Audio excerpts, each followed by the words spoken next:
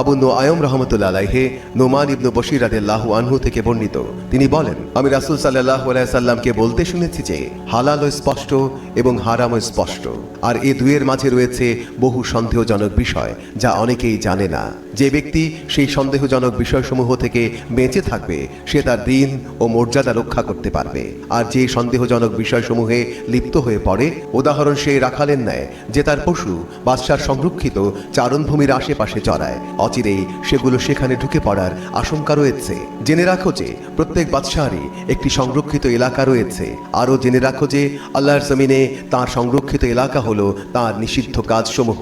জেনে রাখো শরীরের মধ্যে একটি মাংসের টুকরা আছে, তা যখন ঠিক হয়ে যায় গোটা শরীরই তখন ঠিক হয়ে যায়, আর তা যখন খারাপ হয়ে যায় গোটা শরীরই তখন খারাপ হয়ে যায়। জেনে রাখো সে মাংসের টুকরোটি হলো কল্ব।